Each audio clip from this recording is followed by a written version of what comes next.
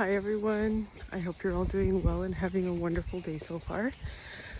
I came on today to talk about the difference between simple pleasures that are fleeting and living a life of purpose and intention. Do you ever notice that simple pleasure that you're looking forward to, how quickly the high comes and goes?